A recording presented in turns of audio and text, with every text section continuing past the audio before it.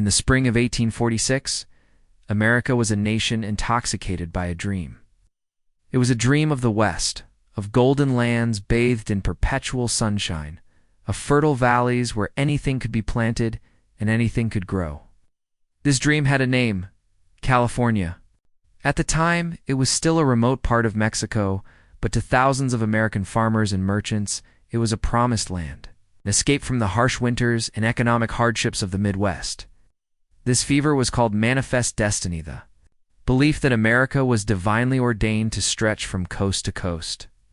For the families who gathered in Independence, Missouri, that spring, it was more than a belief. It was a tangible future they could seize for themselves. Among them were two prosperous families from Springfield, Illinois, who would become the nucleus of this fateful journey. The first was led by George Donner, a wealthy 62-year-old farmer, traveling with his wife Tamsin and their children. The second was his friend and neighbor James Reed, an ambitious furniture manufacturer, along with his wife Margaret and their 4 children. They were not destitute refugees. They were well-equipped, optimistic, and the very picture of American ambition. Their wagons were sturdy, their livestock plentiful, and their hearts were full of the promise of a better life waiting for them at the end of the 2,000-mile California Trail. The journey west was a well-established, if arduous, undertaking. The established route, the California Trail, was a proven path, guiding wagon trains up the Platte River, through the South Pass in the Rockies, and along the Humboldt River, before the final grueling push over the Sierra Nevada mountains. It was a journey of 4 to 6 months, a test of endurance for even the most prepared. But in the mid-1840s, a new idea began to circulate among the emigrants, a whisper of a faster, easier way. This idea came from a book, The Emigrant's Guide to Oregon and California, written by a lawyer and promoter named Lansford W. Hastings. Hastings, a man of great ambition but questionable experience, had never personally traversed the entire route he so confidently described. His guide promoted a shortcut that would supposedly shave 300 miles off the journey. It proposed leaving the established trail at Fort Bridger, cutting south of the Great Salt Lake, and crossing the Salt Desert before rejoining the main trail. To the weary travelers, the promise of saving weeks on the trail was an almost irresistible temptation. The Donner and Reed families, traveling within a larger wagon train, heard these whispers and began to consider the unthinkable, leaving the safety of the known path for the promise of a shortcut. On July 19, 1846, the wagon train reached the Little Sandy River in what is now Wyoming. This was the moment of decision, the literal fork in the road. The main trail veered northwest. The supposed shortcut, the Hastings Cutoff, headed southwest. Most of the emigrants, wary of the unproven route, chose to stay on the established path. A lone horseman, a friend of James Reed named James Clyman, had just come from California via the Hastings route and delivered a dire warning. He told Reed in no uncertain terms to not take the cutoff, that the route was barely passable for a man on a horse, let alone wagons, and that they were risking disaster. But James Reed, ever ambitious and confident, was swayed by a letter left by Hastings himself, reassuring travelers of the route's safety. The Donner brothers, George and Jacob, deferred to Reed's judgment. A new wagon train was formed, electing George Donner as its captain. Numbering 87 people and 23 wagons, the Donner party separated from the main group and turned their oxen toward the southwest. They were full of confidence, believing they had made a shrewd choice that would see them reach the sunny valleys of California weeks ahead of their peers. It was the single worst decision of their lives. The first sign that Hastings's promises were hollow came almost immediately. The trail led them into the rugged Wasatch Mountains of Utah, a landscape of deep canyons and dense forests for which there was no clear path. Hastings had claimed it would take a week to cross. It took them a month. The men were forced to become road builders, hacking a trail through thick brush with axes and clearing boulders from their path. Progress slowed to a crawl, sometimes less than a mile a day. The physical exertion was immense, draining the energy of both the men and their livestock. Precious time was slipping away. Every day spent struggling in the mountains was a day lost in their race against the Sierra Nevada snows, a race they did not yet fully realize they were in. The unity of the party began to fray, tempers shortened. They found a tattered note from Hastings, promising to guide them out, but he was nowhere to be found. The party was alone, exhausted, and trapped in a mountain range that was actively fighting their passage. The shortcut was already proving to be a grueling, soul-crushing detour. After finally emerging from the Wasatch Mountains, having lost a full month from their schedule, the Donner Party faced their next ordeal, an obstacle more terrifying than the mountains: the Great Salt Lake Desert. Hastings had described this as a dry, flat plain of 40 miles that could be crossed in 2 days. He was catastrophically wrong. The desert was over 80 miles wide, a barren, sun-scorched expanse of soft, salty mud that baked into a crust. There was no water and no grass for the animals. The party loaded up on water and pushed into the white wasteland. The days were blistering hot, the nights freezing. The salt crust cracked under the weight of the wagons, which sank to their axles. In the soft mud below, the oxen, driven mad by thirst, began to collapse and die, or wander off into the shimmering heat haze, never to be seen again. To save themselves, families were forced to abandon their wagons, leaving behind precious food, personal belongings, and the very tools they would need to build a new life in California. James Reed lost all of his oxen and was forced to abandon 2 of his luxurious, custom-built wagons. Party staggered out of the desert 5 days later, broken, dehydrated, and with their livestock decimated. The shortcut had become a nightmare. The shared trauma of the desert did not unite the Donner Party, it shattered it. The remaining families, now desperately short on food and animals, limped toward the Humboldt River, where they finally rejoined the established California Trail. But they were now hundreds of miles behind the last wagon trains of the season. They had not saved any time. They had lost it irretrievably. The social fabric of the group, already frayed, now tore apart. Arguments over resources became common. Resentment festered. This tension erupted into violence on October 5th. Along the Humboldt River, 2 wagons became entangled. James Reed intervened in the ensuing argument between his teamster and a man named John Snyder. The argument escalated, and Snyder struck Reed repeatedly with a whip handle. In a flash of anger, Reed retaliated, plunging a hunting knife into Snyder's chest, killing him instantly. The party was thrown into chaos. Some demanded Reed be hanged for murder. In the end, a compromise was reached.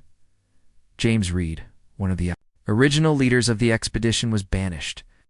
He was cast out into the wilderness alone, without food or a wagon. He was forced to leave his wife and 4 children behind with the party. The group was not just lost. It was now broken by bloodshed and betrayal. After banishing Reed, the Donner Party pressed on, a cloud of doom now hanging over them. A German immigrant named Louis Kesseberg, who had been forced to abandon his wagon, reportedly kicked an elderly, struggling man named Hardcoop out of his wagon to lighten the load, leaving him to die by the side of the trail. The group's humanity was eroding under the extreme pressure. Their progress was painfully slow. The remaining animals were weak, and the people were exhausted and malnourished. They finally reached the foothills of the final, formidable obstacle: the Sierra Nevada mountain range. It was late October. The days were growing shorter, the air colder. An early snow had already dusted the high peaks, a stark white warning of what was to come. They knew they were in a desperate race against time. The pass through the mountains, now known as Donner Pass, was over 7,000 feet high and would soon be buried under dozens of feet of snow, becoming completely impassable until the following spring. They had one last chance to make it to safety before winter slammed the door shut. The final frantic push began. On October 31st, 1846, the vanguard of the Donner Party reached Truckee Lake, now Donner Lake, a stunningly beautiful alpine lake sitting at the base of the steep eastern approach to the pass. But the beauty of the landscape was menacing. That very night, the sky opened up and the snow began to fall. It was not a light dusting, but a heavy, wet blizzard that relentlessly blanketed the landscape. They made a desperate attempt to force their wagons up the pass, but they were met by a wall of snow already 5 feet deep. They were forced to retreat back to the lake. The trap had been sprung. They were stuck. Realizing they were marooned for the winter, the families constructed crude shelters.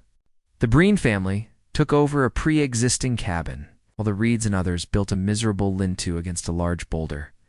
The Donner families who had fallen behind were caught by the snow several miles back at a place called Alder Creek. In these two camps, separated by miles of snow, 81 people, men, women, and children braced themselves for a winter in the high mountains with perilously few supplies.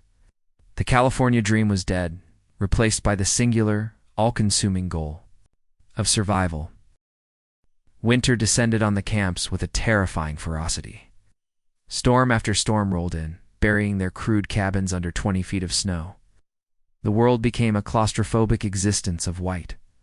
The temperature plummeted, their food supplies, already meager, dwindled with horrifying speed.